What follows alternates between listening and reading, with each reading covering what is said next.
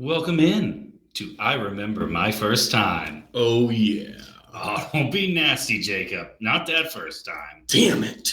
This is a podcast about cinematic awakenings. That sounds pretty cool. Where we talk about the movies we love with someone who just popped their cherry to that movie.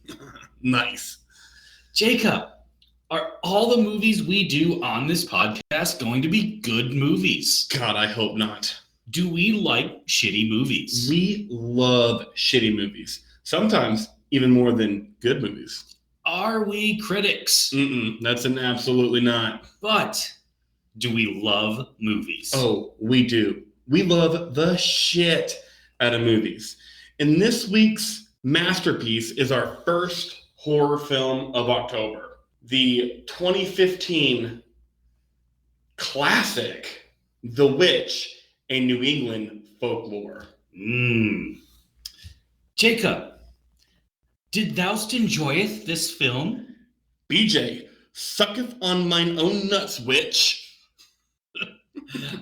I am Creepy Rabbit BJ Leica. Joined as always by the biggest, baddest Puritan motherfucker, me, Jacob Ekus. You ready to get into this movie? Oh, yes. All right. So, we have The Witch. Rob Zombie sings a lot about these bitches. The Witch, described by HBO Max as an isolated Puritan family comes unraveled in a scary swirl of witchcraft and possession in a horror tale. It's pretty good, HBO. They got right to the point, didn't they? Yeah, it was good. It wasn't scary, but it was good. Okay. We'll get into that later. 6.9 out of 10 on IMDb. Okay. 90% on Rotten Tomatoes. Get the fuck out of here. 9 out of 10 people like this movie? And 83% on Metacritic. No, it fucking didn't. 100% it did. Wow. Okay. That's surprising me. I mean, the acting and I guess the direction and there were a lot of good things out of this movie that I can see critics getting a hard on over. They definitely tried something different. Yeah. Did it always work? In my opinion, no. But critics, they love just anything different. Oh, yes. Unfortunately, Roger Ebert not with us. So I picked a critic that kind of gave it kind of a mid-review. 2.5 out of 4 stars from James Bernardelli. Love that. I love Italians. There was not enough of meatballs in this movie. I need to meet the meatballs. No, but he did talk about this movie. He says that, and man, this guy was showing off his grammatic prowess in this review. I love it. If all it took was verisimilitude and atmosphere to define a movie, The Witch would earn a near perfect rating. Unfortunately, despite a creepily effective setting and authentic setup, the movie suffers as a result of a frustratingly uneven screenplay. Not only is the narrative full of half-realized potential, but the ending falls somewhere between contrived and campy. It almost feels like a member or two of the Monty Python gang came along to help with the final scene. That's pretty funny. They do go on in the movie, mention the acting's great, the use of true story, myth, folklore was outstanding, but the script was just kind of too jumpy for this person. Okay. It just kind of moved from one thing to another, and it didn't flow as well as they thought it should, I guess is my best way to describe it. Okay. What'd they rate it on their rating scale? 2.5 out of 4 stars. Okay. That seems fair. They end the review. Faults aside, I would prefer seeing a failed attempt at something different than the regurgitation of every modern horror trope. Again, I think that's what the critics really latched on to. Yeah. Yet, The Witch proves unable to capitalize on being different. Its slow pace and low scare quotient will bore many viewers, and those who become enraptured in its nightmarish tableau will be disappointed by the direction in which the narrative it chooses to climax. There are things to like about The Witch, but not enough of them to make it worth the price of an admission ticket. I think that guy's right. I think his feelings about this movie will be reiterated through this podcast. That's kind of one of the reasons I chose this. It was kind of a review that was in the middle, and I think it will kind of set up what most of our thoughts on this are. Yeah, I think so too. The popularity of this movie did really, really well, like most horror movies do. Just in, budget and everything. It only had a $4 million budget, but it grossed $25.1 million in the U.S. and $15.3 million in other territories worldwide for a total of $40.4 million. I'd never heard of this movie. Yeah, I had heard of this since it came out and had heard good things of it. And so when we decided that we were going to we jumped the gun a little late because we didn't plan appropriately. Yeah, but we're like horror movies for October. What did we start with? We started with Under the Skin. Oof. Spoiler alert, all of our listeners, don't fucking watch that movie ever in your fucking life. Even seeing Scarlett Johansson naked doesn't make that movie worth it. That takes a lot to see Scarlett Johansson naked and not make the movie worth it. 100% it does. That's how bad that movie was. This movie was significantly better. Yes. And for the purposes of this podcast, significantly more to talk about. There's nothing to talk about in Under the Skin. No. I mean, our bread and butter of this podcast is the Mount Rushmore of scenes, and there weren't 4 scenes to pick out of Under the Skin. So yeah, this did really well. Only had a $4 million budget. I really like what they did with the $4 million. I love the set pieces. I loved the nature and everything. I really liked what they did with the $4 million. And the fact that it made $40 million is fucking awesome. Yeah, good on them. Yeah. They spent that $4 million very efficiently. Yeah. Now our thoughts on the movie. We're both virgins here. We are, because I'd never heard of this movie. You just saw it for the first time. Yep, and I've heard of it. So since I had heard of it, why don't you go first on your review? This was a really difficult movie for me because there's a lot that I liked and there's a lot that I didn't like. We'll get into more of that obviously going forward, but it's not your typical, scary movie. You're not getting the jump scares and you're not getting a bunch of creepiness, but it is gore. None of that. But you are getting a pretty interesting story. You are getting really cool shots, and you're getting some good acting in this as well. But it just, nothing seemed to be in the middle for me on this movie. I either really liked or really disliked just about every part of this movie. Yourself? Your review fits mine pretty well. There's a lot of things I liked, a lot of things I didn't. The acting was phenomenal. I enjoyed the directing. I think the director is clearly talented. This is the first movie of his I've ever seen, but clearly he's talented. I can't wait to watch Willem Dafoe and Robert Pattinson in The Lighthouse, which is by him. The movie they had to do in black and white because Robert Pattinson looked like Super Mario. Correct. But so this movie makes me excited to watch more of his stuff because clearly he's talented. He knows what he's doing. Kind of missed the mark on a number of things, but the soundtrack was awesome. The score was amazing in this movie. The score helped this movie become scarier than it was. Yes, the score and kind of the way they did those kind of hard cut edits really worked for this movie, I thought. Yeah, and I just enjoyed the period piece of Puritan life and the witch stuff. Like, it's not typically my favorite. Like, I'm a history guy with a specific on African American history, so there's a lot of stuff that goes on in New England and Puritans that's important to the way blacks were viewed in slavery in the U.S. So, like, I get some of it but I don't get a lot of the witch stuff and the religious aspects of that time frame, and I really enjoyed that part of this movie too. So my review of this movie is, I think there was more good than bad. So unlike you, I think there's more good than bad, but I just want to be scared more. Yeah, and when you go to a horror movie, that's the main thing, right? You Yeah. want to be scared, and you don't really care how you're scared, right? You don't care if it's slasher, if it's jump scare, if it's psychological, No. thriller, torture, whatever, creeped out, whatever. You just want to be some sort of scared, and essentially you didn't get as much as you wanted in this. Yeah, like out of an hour and a half movie, I was scared maybe 10 minutes. Yeah, because I will say, when it's creepy, it's really creepy. Mm-hmm. It's just kind of only creepy for maybe 6 minutes of this movie, and it's a full 90-minute movie. Mm-hmm. 6 minutes of creepiness, not what I would call a creepy movie. No, but it is really good when it's creepy.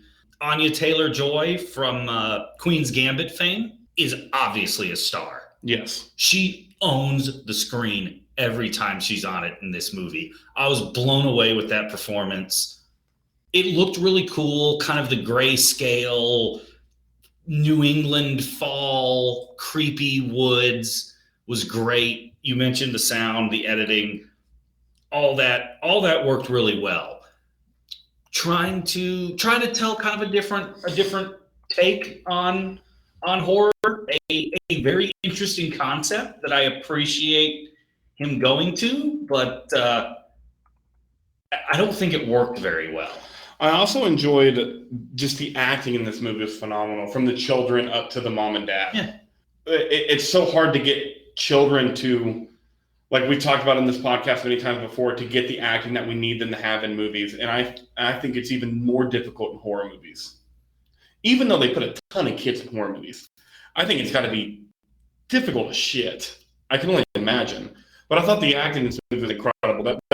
The acting and the score were probably my two favorite things. And then right after that, the set. Yeah, set, cinematography, kind of right there with it. Mm-hmm. But I think those are the four best parts about this movie. Yeah. What did you not like? Man, I'm trying to think of the best way to put this. While you're thinking, I didn't like that I wasn't scared enough. Oh, that's number one with a bullet. You could have added, I think we talked about this earlier, 15 more minutes to this movie and added a little bit more scariness to it, and it would have been a game changer to this movie. Yes, 6 minutes of creepiness, not enough. Yeah. Plain and simple, not enough. Like, clearly there was tension in the movie, so you don't... I need 15 more minutes on top of that 6, because there's enough tension throughout the whole movie that I'm just like, whoa. Yeah, absolutely. That's number one. That's clearly the number one thing. Is it's a horror movie. You're supposed to be scared. I guess creeped out. This is a creepy horror movie. Yeah. And when they do creep you out, they do it really well. They just don't do it enough. Yeah. And I think I've kind of thought of the best way to say what else I didn't like about it. I found a lot of the plot line incredibly interesting, but they never followed through with any of it. So explain that for our listeners. So, for instance, let's start with the father, right? The idea of leaving what you have, what you love, because you feel so strongly in your beliefs is an incredibly interesting topic to explore. I didn't really explore it. No, yeah, you're right. After the first scene of the movie where they get kicked out of the plantation, yeah, it might be touched on for one more time for about 30 seconds. And with them getting kicked out of the plantation, it's also very interesting for this man to kind of feel like he's failing his family. He's not a great hunter. His crops have something there. The crops aren't coming to fruition. He had to sell the silver cup. Very interesting. They kind of stopped it there. Okay. The daughter, and what I really thought when we were first watching this movie is I'm like, oh, cool. We get a coming of age story. Love teenage girl coming of age stories. For whatever reason. I don't know why. I can't. My 34-year-old friend loves coming of age, female coming of age stories. And coming of age at this time, New England, Puritan, highly religious. You're 14, so you need to go get married. And they touch on that 4 or 5 times in 4 or 5 different places of the movie. But they never go through with it. Yeah. You never actually see that. The brother, who is essentially having a sexual awakening, but he's not around anyone else other than his sister. yes, that's creepy. Yes, that's weird. This is a horror movie. We're allowed to get creepy and weird. And that's a fairly interesting thing to explore in this. And they touch on it, but they don't follow through with it. And with how creepy and weird that is, this is the first movie for me, and like incest and whatnot has been very popular throughout all of human history up until pretty recently. Yes. And this is, and me being a historian and just being interested in that kind of stuff and like learning about it, like, yeah, I knew that, but this is the first movie or source of entertainment or anything where it really kind of hit home for me, like, oh, well, duh. Most of the people that you see in ancient times or 150 years ago when you're in the middle of fucking nowhere are your family. And even in today's world, typically the people you are attracted to are similar to your parents in a lot of ways. I don't know about that, but I get you. Typically might be a strong word, but like you tend to go with comfort. Right. And right. You grew up in a household, like, at least that's something I've noticed. I could be wrong or not, but this is the first movie that really like, oh, the incest thing. It makes sense to me on a more real level now. And that doesn't mean it's okay. No, you should do it because we don't live like that anymore. Correct. But it's an interesting topic that they kind of touch on, and you're like, oh, that's interesting. And then they just don't follow through with it, and they did that so often throughout the script. And is that the thing you disliked most about the movie? No, it not being scary for long enough. But that's number two. Yes. Yeah. I'm gonna have to agree with you. I didn't even think of it like that. I just accepted that these things happen and we kept going. But now looking back on it after what you're saying, like, that upsets me too, because those are really good tropes. And you could combine those tropes with that extra 15 minutes of scariness that we want. Yeah, and I think they could have done it. I mean, there is a really good movie in here. Mm-hmm. I just feel like maybe they took too many of those details. Speaking of really good movies, I just want to get on a soapbox real quick. Welcome to my TED Talk. It's fucking October, and we can't find classic good horror movies on any of the streaming services. No. No Halloween, no The Thing, no Hills Have Eyes, no Sam Raimi stuff. I said The Thing, but very little John Carpenter stuff. Like, what the fuck? Yeah, I don't know what they're doing. I don't know if they're hiding them behind paywalls or what, but it's just a bunch of B-level and sequel it's horror movies. We want some classics. Yeah. It's the one time of year that I should be able to turn on any horror movie I fucking want to. Everyone's getting away from cable. Put that shit on your streaming services. Especially when I'm paying for 4 different effing streaming services. Yes. Not one of you guys have Evil Dead. Not right. one. I didn't really like the ending either. I didn't hate it. I was just kind of like, meh. Yeah, the ending left me desiring more. Yeah, and I'm sure we'll get to that later. Like they could have done that ending scene differently, where I would have been more content with it. Yeah. I think this might be the hardest question we've had so far in this podcast. BJ, is this a good movie or a bad movie? Oof. We've had, like you said, there's a really good movie in this movie. You've had the definition before where you've told me if it's not a bad movie, it's a good movie. So according to that definition, it's a good movie. According to my rating that we'll get to later, it's a good movie. So yeah, we're both saying it's a good movie. That's weird. It's weird coming out of my mouth. Yeah, because during my watching of it, I was never thinking this is a good movie. Not once. But during my watching of Under the Skin, I thought this is a shit fucking movie. Fair enough. BJ, we did it. We introduced the pod. Now it's time for, like I said, the bread and butter of the pod. Mount Rushmore scenes. Whew, Mount Rushmore of scenes. Why don't you start her off since you've never even heard of this movie?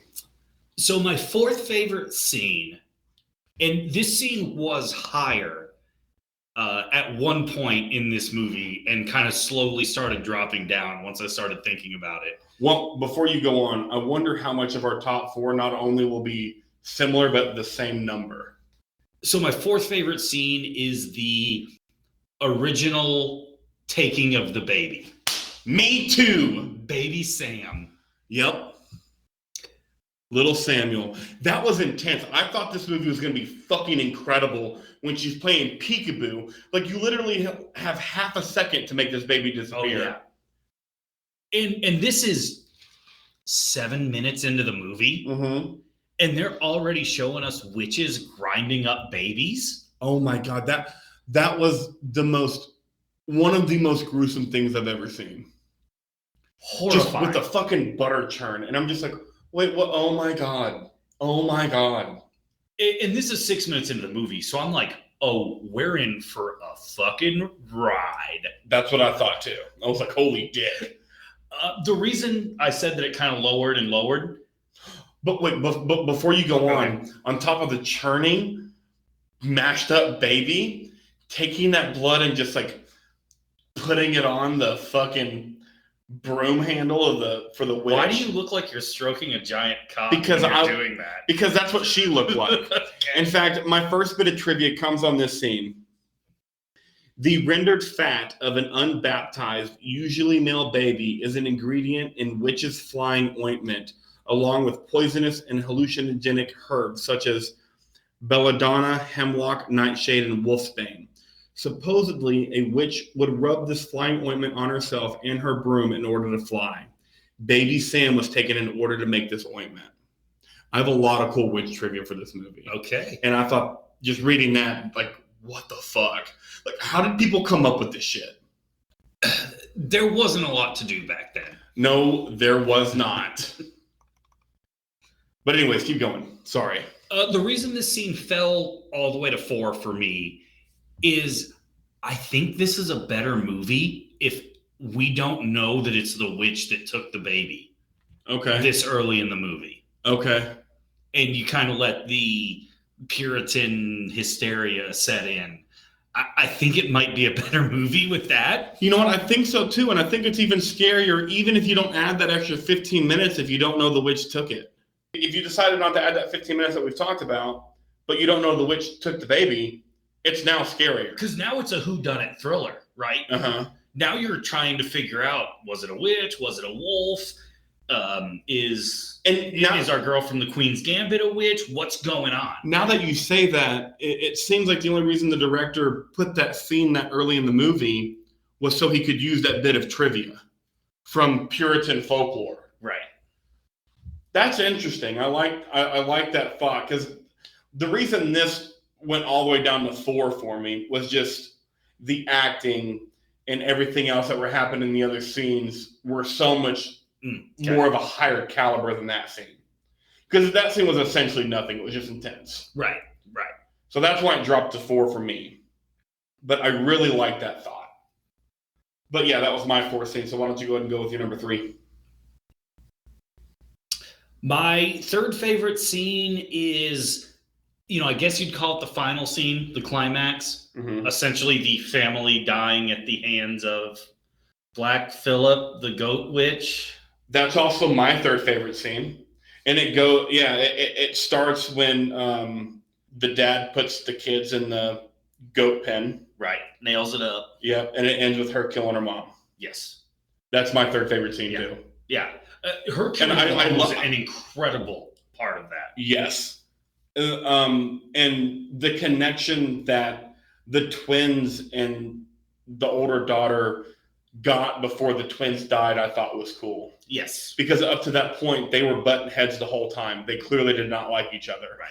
But now it's like our parents think we're all 3 witches. Or they don't know which of us are witches. Correct. I enjoyed that part of that scene too. Yeah, just putting them in the fucking goat pen with Black Phillip. Like, if I'm the dad, I don't put them in the goat pen with the goats, right? Because there's a thought that maybe the goat is it's already been brought up. The witch devil demon? Yeah, I don't fucking know. It had already been brought up. Black Phillip was the problem. Can you answer me this in terms of that scene? Why did the goat kill the father? Oh, let me tell you this, because this is also part of my trivia, and you're going to hate it. Director Robert Egger said in an interview that the best behaved animal actor in the film was the hare, and that the raven and the horse were also easy to work with. but the goat, Black Phillip, was reportedly difficult to train. One of the scenes when Phillip lunges at and struggles with the father was not written in the script. It just happened. Oh. Yeah. Okay, because I could not understand why he went after the dad and not the mom, and okay. Yeah. It just kind of happened, so they kept it in the movie. Gross. So a really dumb kill scene. Gross. Because I thought, along with the mom, the dad needed the best kill scene. Yes. Yeah. Because even though he was a failure, quote unquote, in a lot of instances, he was the strong patriarchal male that we are used to in old time settings. Well, I mean, he stood up to the church and was like, I don't believe in this thing. If you're going to kick me out, I don't care. This is how strongly I believe in this. Yeah. And then his kill was essentially an accident from a ill-behaved black goat. Correct. Ugh. Which, I guess, to look at the brighter side of things, it was a $4 million budget. Like, at least they had a bunch of trained animals, and it wasn't Deep Blue Sea where they had the parrot from Mexico.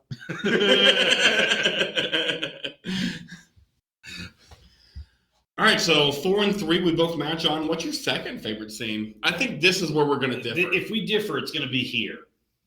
Because my second favorite scene is the father and the son, Caleb. Okay, we do differ. Continue. When he takes him out to the forest and tells him that he sets traps and tells him, dude, we're struggling. Our harvest isn't going to come up. We need meat. I sold your mother's beloved silver cup. And then you had that intense religious.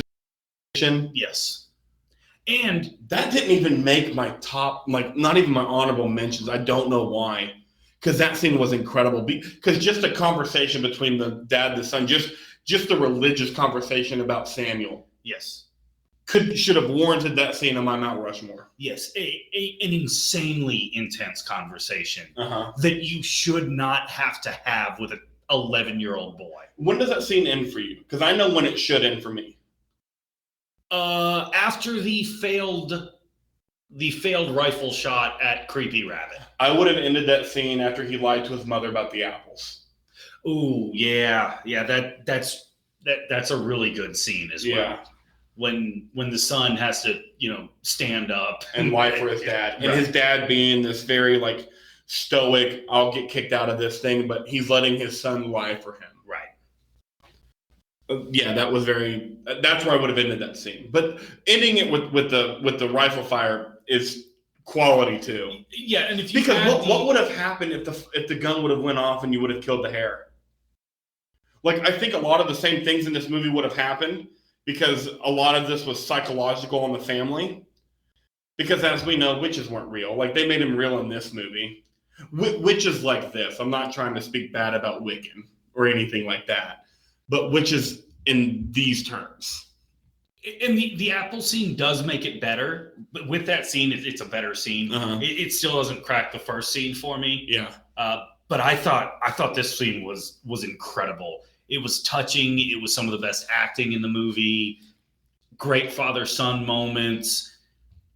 Probably where I learned the most about the characters, both the father and the son, during this scene. It was a really, really well done scene. I agree. I'm upset that it didn't even make my honorable mentions. So good on you. Probably just forgot about it. Yeah, but good on you. Because at this point in the movie's kind of dragging. Yes. You showed the witches 7 minutes in. And then you didn't really show a whole lot else until this scene. So it's kind of dragging at this point. Yeah. My number 1 or my number 2 favorite scene is after your number 2 favorite scene, when after the dad falls in the mud. I start at when what's her name? The lead actress? Anya Taylor-Joy. When Anya Taylor-Joy is cleaning her dad's clothes. And Caleb goes to get water. Their little scene together when they're talking, and then when the twin sister shows up, and she tells the twin sister that she's the witch, and that whole thing, I thought that was great. The acting by all 3 kids, how scared the little twin was, how intimidating and scary she was, and how Caleb is just like, fucking stop. Like, I know we're siblings, but this is too fucking much. After watching the movie, I wanted to put this one above my fourth favorite, the taking of the baby. Sure. But in the moment, the taking of the baby grasped me so much that I feel like I had to put it in there. But this was very close to making it for me. I kind of had to tussle to not put it on there. It's a really good scene. Our number one favorite scene is the same scene. It's got to be, right? It's the Caleb possession scene. Yes. Okay. And when do you end that scene? Do you end it when Caleb dies? When does the father-daughter conversation take place after he dies or before? Right after he dies. Oh, that's when I end it. That's got to be in it because that's the best acting in this movie. By everyone in the movie. The twins killed it. Mm-hmm. And they did make them just disappear and like fall down, and I'll get into that in trivia during the Lord's Prayer. So they got rid of them because the acting that young kids can do probably like wouldn't stand up to the acting that everyone else is doing. But even Caleb, with how young he was, killed that possession scene. Oh, when he comes up and starts speaking whatever, spiritual, I don't want to say. Yeah. Incredible. Everything in that scene's incredible. And then when the father and daughter walk out and just that classic Puritan witch fucking conversation, like, speak truth to me and Jesus will grant you forgiveness. And she's like, I am speaking truth. Like, I'm not a fucking witch. It's very similar to, let's throw this bitch in the river with a rock tied to her foot. And if she comes up, she's a witch. And if she dies, oopsie daisy. At least she's going to heaven. So the tension between them two in that scene, but clearly the love. Because clearly that's his baby girl. So you're not going to the conversation at the tree where she's calling him out for being a shitty hunter. Oh, 100%. Oh, okay. 100%. Okay. Because then that's when she starts, because then she's like, you want to hear truth? Here you go. Because that's when I was like, she's a star. This movie was, 5 years before The Queen's Gambit, 6 years before The Queen's Gambit. Like, she's a fucking star. Yep. She absolutely kills that scene. Agreed. Can I get your thoughts on the end of this movie before we go forward? Or are there any other scenes you want to mention? No, there's no scenes I want to mention. The end of this movie sucked butthole. I didn't get it. I was cool with her talking to the goat. I was cool with the goat talking. I was cool with him turning into a man for a moment and his hand on her shoulder. I was cool with all of that. Every bit of that I was cool with. And then when the goat walked to the fire and all the witches were around it, like, that scene could have been done differently for a more intense ending to the film, and that shit sucked. It didn't fit the vibe of the entire rest of the movie. No. It did not. And this is naked witches we're talking about. Yeah, I should have loved this scene. It's naked witches. There weren't fat people in New England in the 1630s. They were okay being naked. Unlike some people I know. Not that fat people aren't attractive. Let me put that out there with cancel culture out there and everything. No, they weren't afraid to get naked. Do you know who was afraid to get naked? Who was afraid to get naked? Michael fucking Douglas. Yeah, he sure fucking was. He won't show his goddamn dick. That was the most thing we were excited for Under the Skin, because it said graphic nudity. Oh, and immediately in my brain, it means, oh, they're showing dick in this movie. Yeah, it does. Like Michael Douglas fucking wouldn't. There's like 2 guys in Under the Skin that show their dick. 3. And they didn't get paid near as much as Michael Douglas. No. In fact, just a little bit of trivia for you guys. Don't watch Under the Skin. But all the people Scarlett Johansson lures into her van, which when you watch the movie, this trivia becomes less cool. So again, don't watch this movie. But all the people she lures into her van weren't actors. She just lured them into the van. Oh, they just thought they were doing a bang bus bit? Yeah.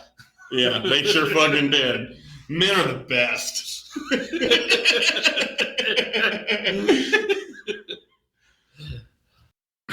Our movie-related talk. With this being 17th century New England Puritan culture. This is our first period piece movie. I want to know. No, Quigley Down Under. No, that's a Western. Westerns aren't period pieces, they're Okay. Westerns. So, what is your favorite period of time for movies? Because I was originally going to say Westerns, the Old West. And I know we talked about that earlier, and I just stole that from you. But I'm like, and I did this on accident. But Westerns are their own genre, Okay. so I'm not accepting Westerns as a period piece. Because that's clearly the best, right? Yes. In our opinion, from two guys who love Westerns. Yeah. So take that with a grain of salt. Yeah. But we're right. Sure. And I know they're not all perfect. Yes. A good portion of cowboys in the Old West were black. I've never seen a black cowboy in a Western other than Blazing Saddles. Harder They Fall on Netflix is good. Okay. And it's based off real black cowboys. They exaggerate their tales like most Westerns, but good movie. But to answer that question, what is your favorite historical time period in terms of movies? I have to go the ancient world.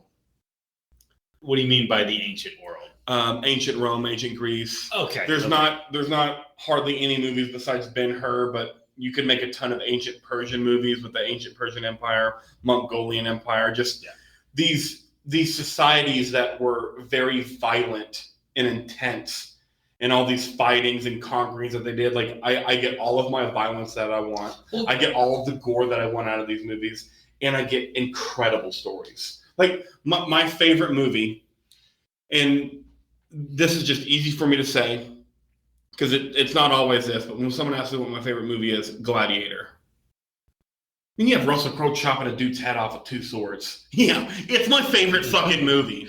And it's the ultimate revenge tale, too, because you have love, and you have revenge, and you have violence, and you have corruption. A phenomenal bad guy. Yes. And the moral code from that time period is so skewed from what it is now that you just get so much more shit going on, in my opinion. But what's your favorite? So my least favorite is ironically kind of this period, 17th, 18th century U.S. and British. European.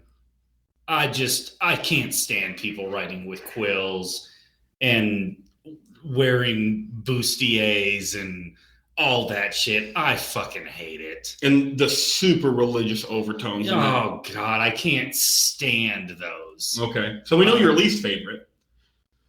My favorite, if it can't be Westerns. I know, I threw you a curveball with that. So it's got to be the 60s for me. Okay. It's got to be the swinging 60s. The JFK assassination, Vietnam, the hippie movement, the civil rights movement, all the change that was happening kind of in that decade, in that era, I think makes for extraordinary storytelling that is recent enough for you to know people who went through that, but we specifically didn't go through that. So kind of that era, kind of the hippie era would be my favorite period pieces. Okay. That's a good era. You have a lot of shit going on in there. You can do a lot of stuff with free love and corruption and racism. Right. Drug culture, drug Vietnam. Culture. A lot of stuff. And kind of, Forrest Gump kind of goes through all of the 100% it does. That's a good one. Character breakdown. We don't know any of the actors' names. And we don't give a shit. Yeah, we do. We know Anna Taylor-Joy. No, you know Anna Taylor-Joy. I have to ask you every time I want to talk about her what her name is. Queen's Gambit, man. I've never seen the Queen's Gambit. You love chess. I do. I do love chess. But I've never seen it. Watch it with your lady. Okay. Because she loves chess now. But let's start with the Queen's Gambit, Thomason. Which, let's start here real quick. Kind of a cute name for a girl. Bring it back. I like Thomason. Yeah. Kind of a cute name. I like it. Yeah. And it fit her vibe. I could see her as a Thomason. Like you've been saying this whole pod, she's a fucking star. Absolutely. She killed this movie. Every time she's in a scene, she steals it. Mm-hmm. Steals it every time in this movie. Yep. It's so obvious that you very seldom get these from especially actors of this age, where it's like, oh, okay, like you're a star, you're going places. Mm-hmm. No, I mean, I agree with all that. Like, I don't have anything else to add on her. I have nothing to say other than how great she was. And I can see why she's gotten every role since then. Yeah. Agreed. How was One Night in Soho or whatever that movie's called? Very similar to this movie. Tried to do things different than what they're normally done, and it missed on a lot of it, but it wasn't bad. And it definitely wasn't her fault. Yeah. So, not horrible. The father, William. There's a movie that I really want to see called The Northman. Again, with that ancient time period, I'm all about. I love Vikings. Norway is one of the top countries I want to visit because it's so pretty. And just, I mean, it's called The Northman, so you know it's going to be fucking violent. He's in that. So I'd love to see that. He's in Star Wars and Game of Thrones. Yeah. Who was he in Game of Thrones? I don't know. Doesn't matter. We have 2 Game of Thrones actors in this movie. We'll get to the other one in a second. But he was incredible. The stoic, patriarchal male, he played it to the T. And like you said, they should have developed that a bit more. Yeah, developed him being so set in his beliefs that he's willing to give up everything he has in order to not compromise on his beliefs. While at the same time compromising on his beliefs when it comes down to dealing with his family. Right. That is an incredibly interesting story that they didn't follow through with, and I don't know why. And he did a great job portraying both things. Like, his facial expressions were amazing. I want to see more movies with him in it because I thought he was really good. I did too. Caleb. Knowing Anya Taylor-Joy and what she did in The Queen's Gambit, this was a wildly surprising good performance from an incredibly young man. Agreed. I thought he was phenomenal. Everything he did worked. Again, they didn't flesh him out enough. Not his fault. He did plenty. The script, whatever, director, whoever it was, did not flesh that out enough with some hints at some really interesting things that just never fully came to fruition. Agreed. But he blew me away as a child actor in this. Yes, he was amazing. Really sold his part. The mother, who is in Game of Thrones, Lady Lysa from the, I forget which house, but it's the house that's in the mountains. Yeah, Ned's wife's sister. Yeah, Catelyn Stark. Yeah. Does she only take roles where she breastfeeds? I mean, out of the 2 things I've seen her in, yes. She's breastfed in both of them. In one of them, she breastfed a crow. This one. And in the other one, she breastfed like a 13-year-old. Whoa. I don't know how. Like, is she a midwife in her day job? But she was great. The torment and the loss of losing a child and then losing another child, she really sold. Probably the only character whose full arc gets fleshed out, but it's also kind of the least interesting one because we've seen this particular character being fleshed out 100 times. Yeah. The grieving mother. Oh, okay. Yeah.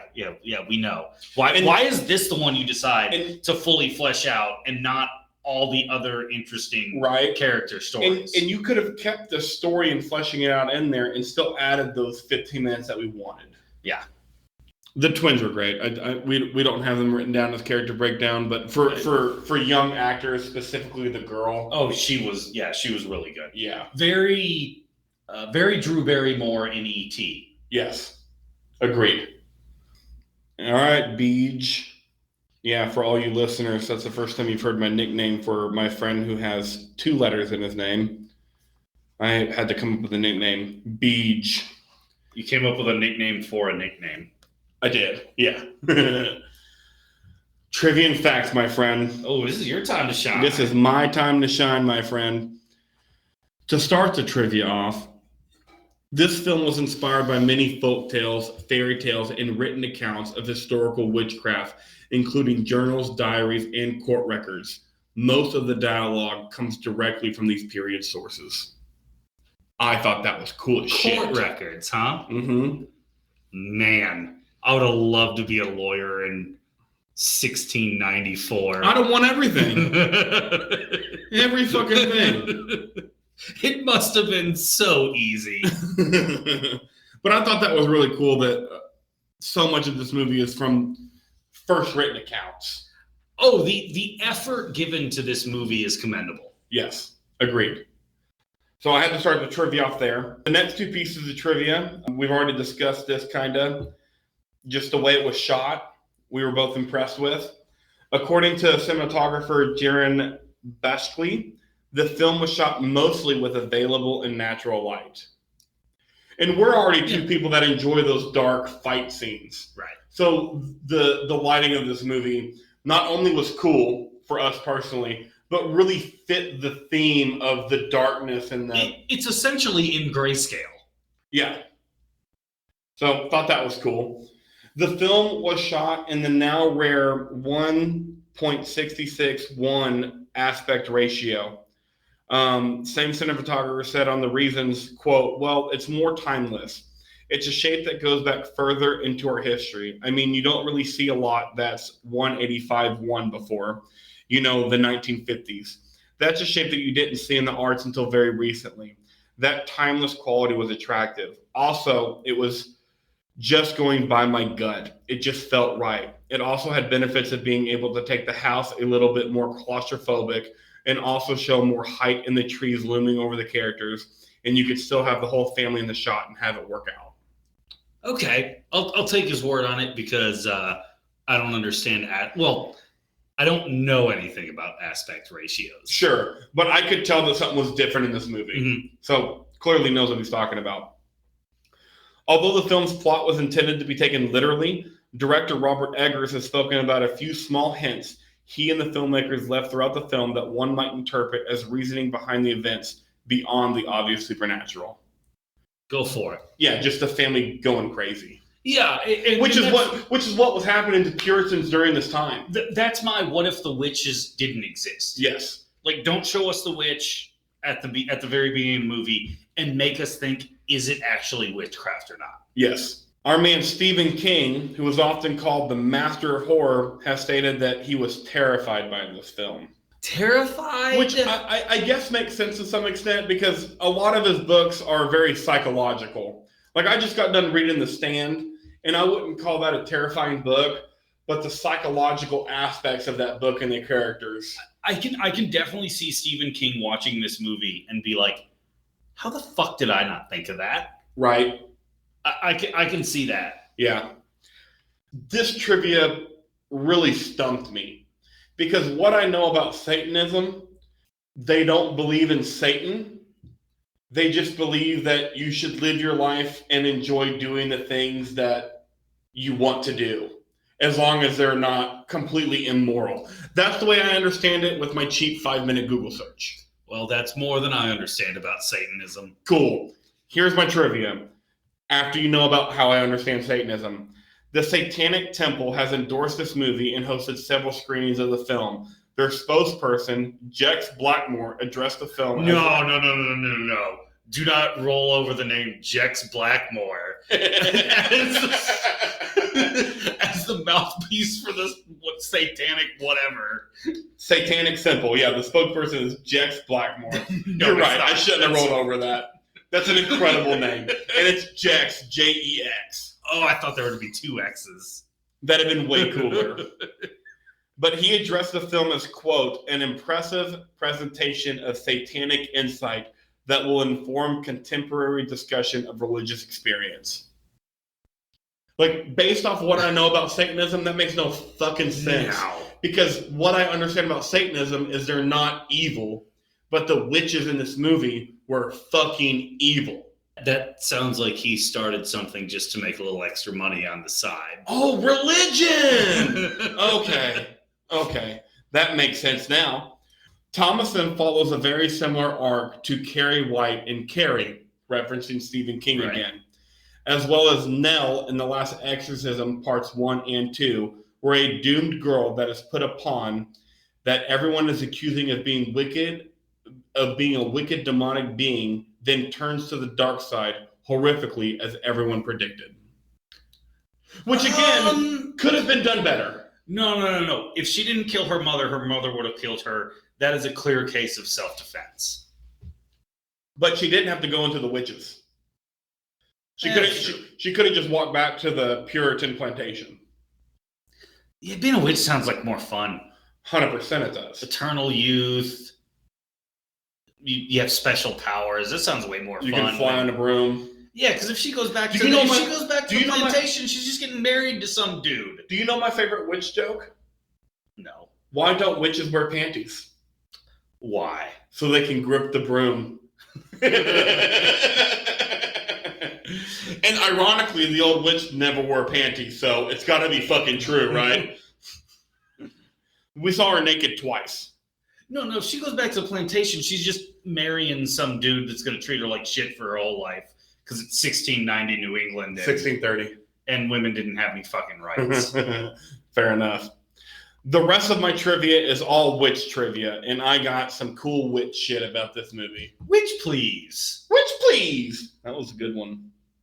Why didn't I think of that?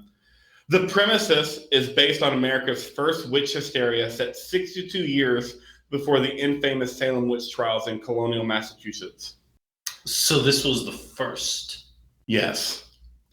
During the witch hunts of colonial America, it was widely believed that a witch could not say the entire Lord's Prayer. This is why the family is so upset when the twins were unable to finish the prayer. I didn't know that. No. So that's why they got so upset. That's what I was referencing earlier. When they fell down and they just kind of took him out of the scene, which was the best thing they could have done, because I don't think they could have kept up with the other four. But it made sense with the history of witches. Yeah, but who knows that? Nobody, but that's why you get on IMDb and look up the fucking trivia, Brandon. Ugh. More work? So anybody that watches this movie will notice that the word witch is spelled with two V's and not a W. The spelling of the title, The Witch, is how the word was written in the story's period because the letter W was not yet common in use at the time. So wouldn't it be double V and not W? That's what it is. It's double V. That's what did I not say that? No. The letter should be double V, not W. They are? Oh, okay. I missed a joke. Lame sauce on me. You think I can recite the Lord's Prayer right now? Do it. Oh, shit. That's not how it begins. Our Father, who art in heaven, hallowed be thy name. Thy kingdom come, thy will be done, on earth as it is in heaven. Give us this day our daily bread. Forgive us our trespass. Shit. I was close. I mean, at least you had the Lord's Prayer. I grew up strict Southern Baptist, and I was under the impression that it was a shadow of death thing in Psalms with David. Though I walk through the shadow of death, I shall fear no evil, for thou art with me. Thy rod and thy staff, they comfort me. That's all I got. Oh, I like the LL Cool J version in Deep Blue Sea way better. Yeah, I'm a badass motherfucker. That was two guys who aren't religious trying to remember the Lord's Prayer. Tell us which one it is. Minute 12:40, William is shown holding a rotten cob of corn, which has been mistaken for ergot, a fungus that produces the hallucinogen ergotamine, commonly accepted as a cause of hysteria involved in cases of witchcraft. However, ergot is most commonly found on rye and other cereal grasses and does not grow on corn.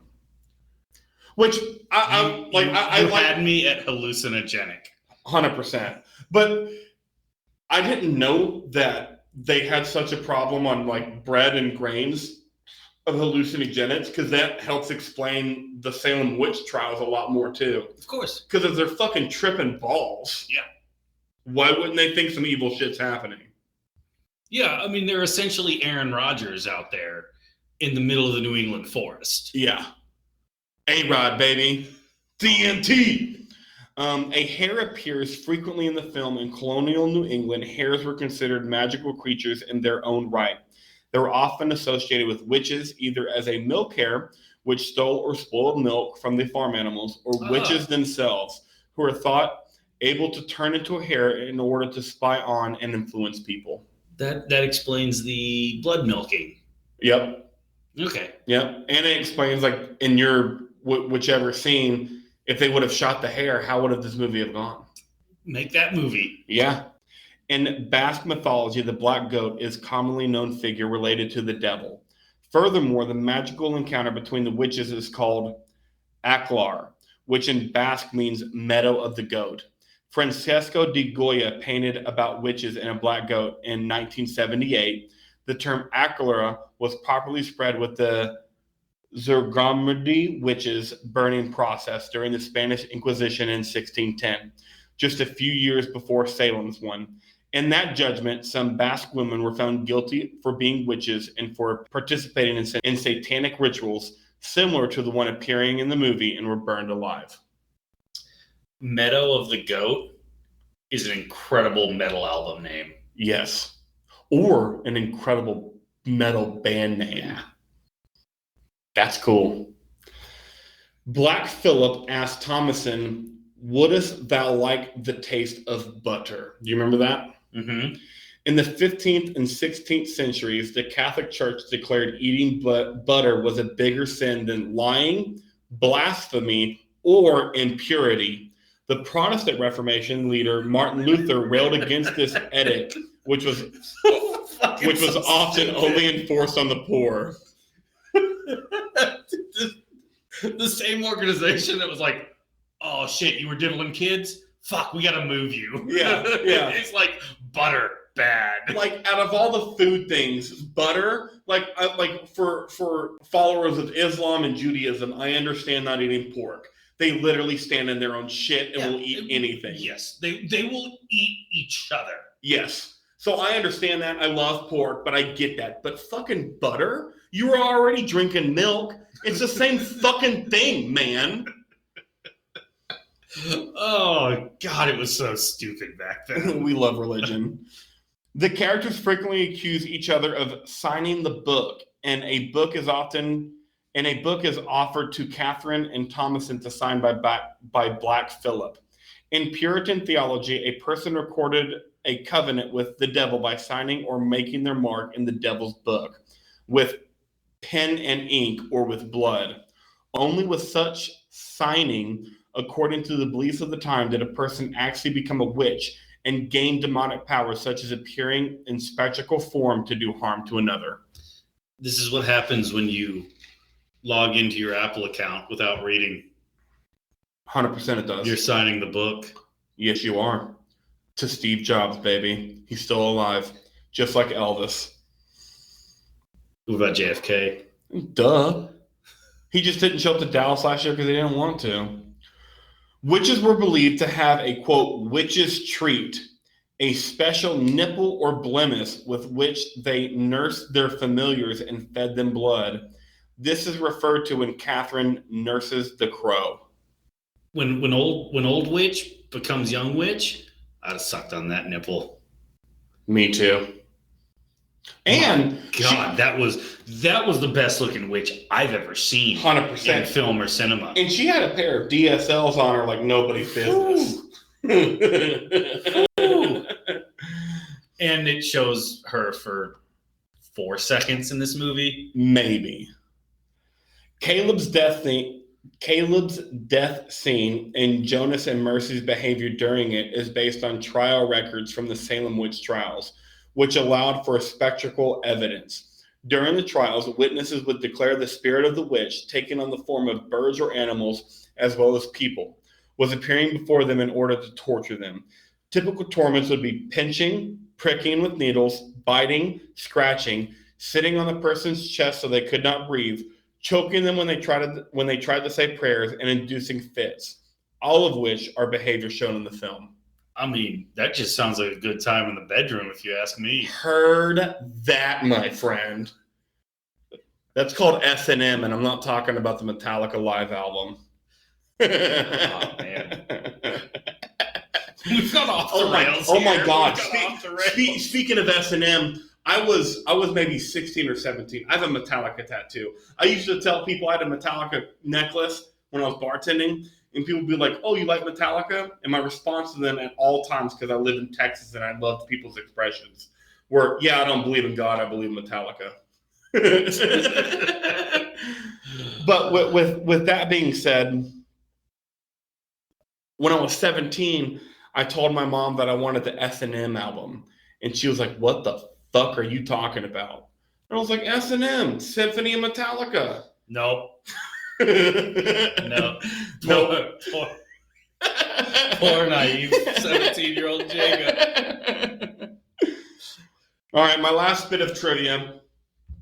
In the Witch's Coven scene, the chant is in Enkochin. I don't know if I said that right. It's a language, which is an angelic language also often used in magical rituals.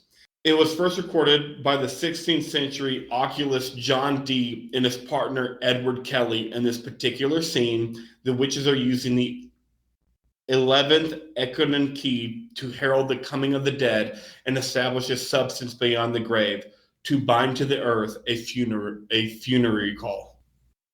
I just saw naked women flying. Yeah, me too. But I thought it was cool. Whatever. That's my trivia. That was good, man. That was some good stuff. This was some of my funnest trivia I've ever gotten to read, because I didn't know any of that stuff about witches. Except Jex Blackman is not a real name. No, he made that shit up once he became a Satanist. You know what's next, right? No, what's next?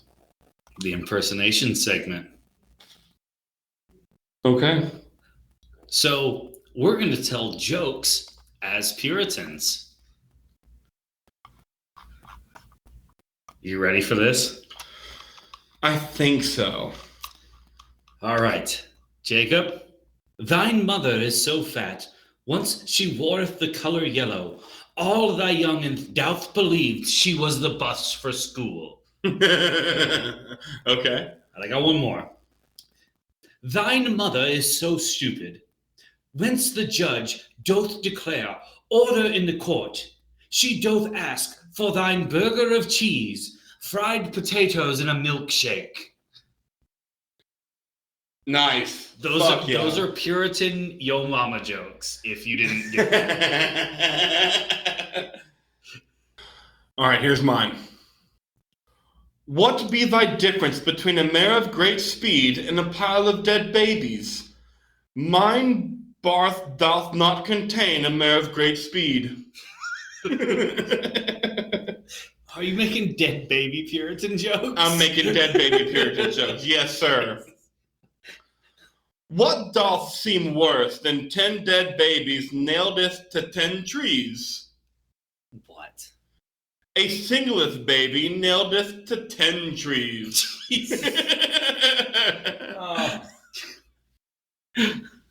Oh man.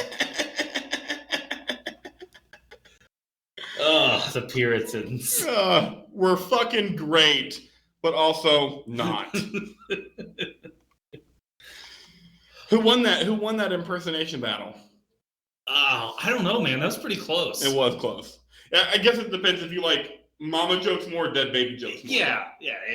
There are a lot of people don't like dead baby jokes, so everyone likes yo mama jokes, though. So you probably won. Because you're right. We'll let the people decide. Okay. Final thoughts on the movie. What's your rating of it? This is a movie that has a lot of good parts. Doesn't follow through as much as it should. Not really a horror movie. Not scary enough. Oh God. It's definitely not over a 7. It's definitely over a 6.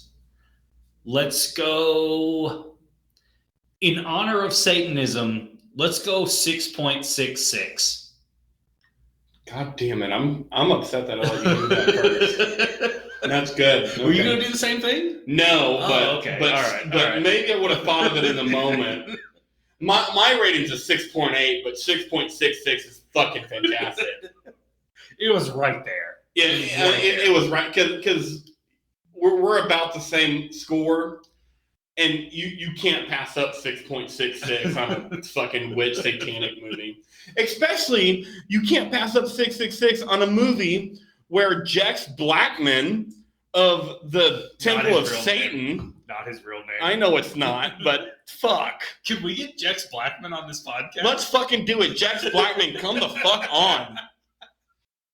I don't believe that's your name. Should they keep making these? Yes, make possession horror movies. Try to do it different like this guy did, but just nail it.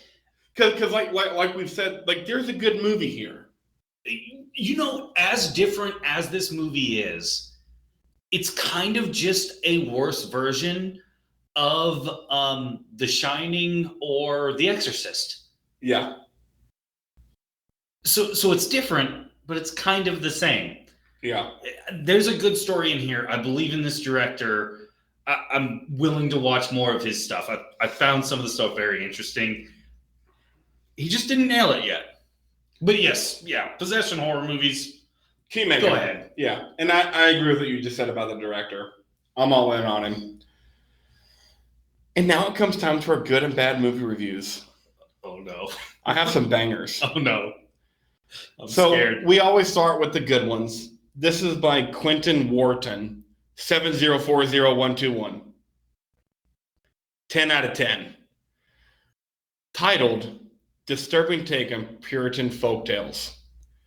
After watching The Witch, I felt something in my stomach. It was a feeling that I rarely feel after watching a film. The feeling that this movie created in my stomach was dread. Is this movie scary? I think so. But it wasn't the actual witch that had me sweating throughout the film. Rather, it was the psychological torment that the main characters are going through during the events of the movie. Seeing each character break down into madness was haunting and was only complemented by the amazing soundtrack that added an extra layer of tension to each scene. The characters were extremely well written, each with their own motivations, fears, and flaws. The acting in this movie is fantastic, and never at any point did I not believe any of the characters. They were all portrayed very well, and even the child actors did a pretty good job. The whole film takes place around one small house, which creates a feeling of isolation and hopelessness, which is complemented by the film's ugly gray color palette and dark lighting. Disturbing things happen throughout the film, but despite this, the film never relied on cheap gore to shock audiences, but rather sets up a disturbing canvas and asks the viewer to paint the rest of the picture. It leaves the most disturbing moments up to interpretation, and as a result, made them more impactful to the audience. This psychological buildup continues to grow until the very end, at which point the film just pours out all the madness that is built up for the audience to witness. I wouldn't classify The Witch as a horror, but rather a dark drama with disturbing elements of horror sprinkled in. As a movie, I'd rate The Witch 10 out of 10. I agreed with everything this guy said. He just rated it too high. Yeah, and the big thing is when you depict a movie as a horror movie, and although it was scary in his opinion, it was not in ours, it can't be that good. Correct. He's not wrong on anything he said. Nothing. Well thought out, well written review, even though we disagree with it. Yes. I can respect that review. 100%. I have 2 bad reviews. Sweet. Yeah. I have a short one by Sir Soft PP7. There's a little blue pill to help that, buddy. Yep. We're brought to you today by Hims and Blue Chew. Having trouble getting boners? Fucking try them. Why not? You can't get a boner anyway. The title to his review is on par with his name. This movie doth sucks balls from thy goat. Okay. Made an account just to let everyone know this movie sucked. He made a full account just to let everybody know. All right. There is no witch. You see them at the end for like 2 seconds. That's it. Don't waste your time. He made a whole account to write that. That's the Yeah. whole review. And honestly, the best part of his review was his name and the title. Oh yeah. Yeah. This movie doth sucked balls from thy goat. All right, that was 1 out of 10. My other review is 2 out of 10. Oh, couldn't find another good 1 out of 10. I could not. No, they were all trying to be way too serious. I don't go to 1 out of 10s for serious reviews. No. If you write a 1 out of 10 review, make it funny as shit. Yes, I'll go to 3 out of 10 reviews for serious ones. Yeah. 1 and 2, they should be funny. The title, and it's by BA_Harrison29. Whilst thou like to fall asleep, I prithee thee, watch on. New England, 1630. A puritanical family, I don't think puritanical is a word, living in the wilderness are tormented by dark forces. Robert Eggers, director and scribe of The Witch, thou displeasest me with thy movie. I condemn thee for thy dedication to realism, but authentic production design, gloomy cinematography, and oft incomprehensible period dialogue maketh not for an enjoyable experience. I wish to take my leave soon after the start, though I continued perchance matters improved. This was not to be. I bade thee list not to the positive reviews that laudeth this film, for I speak aright when I say that The Witch doth make thine eyes heavy, and time standeth still. By the end thou wilt have endured much teendom, but I ask thee for what? Not in the way of scares, I tell thee, but many a yawn. He's welcome on the podcast. That's a fantastic review. Yes, BA_Harrison29, hit us up. We're on social media. Now that review's worth making a profile for. 100% it is. That's a great review. I love that. That was incredible. Doth makest the eyes heavy. Now the question of the pod. Should people watch this film? What say you, my good sire? I saith, for most of the breathing world, no, this isn't worth watching. There are certain circumstances, if you had just read The Scarlet Letter and are like, oh, I'm interested in this period, this is a pretty good watch. Yeah, and like we said before, this director clearly knows what he's doing. The acting is great. If you're a big fan of The Queen's Gambit and you're like, I got 90 minutes to kill, I like Anya Taylor-Joy, go ahead, watch it. That's the beautiful thing about this movie. It's 90 minutes. Yeah. So, whatever. It's kind of a long 90 minutes. It is. But it is 90 minutes. Yes. And I agree with you. I'm not going to tell hardly anybody to watch this movie. There's very few people I would tell to watch this movie. Yeah. But there are a select few that like psychological horror that I would be like, hey, here's this director. If you haven't watched any of his movies, start with this first one so you get an introduction to him. Because obviously he knows what he's doing. He just didn't hit all the marks. Now I believe we read Scarlet Letter my senior year of high school. I mean, according to with Emma Rose. Oh, Emma Stone. Yeah, Emma Stone. Easy A. Yeah, Easy A. Great movie. So with that being said, yeah, we read Scarlet Letter in senior year because that happened in senior year of that movie. You have a sister who's a senior in high school. If she likes that book, recommend it to her. I'm not talking to a bunch of high schoolers, so I don't know who I'm going to recommend. And the only reason I'm talking to high schoolers as a 30-year-old male is because I have an 18-year-old sister. Yeah, right. You like I don't know who I'm recommending this movie.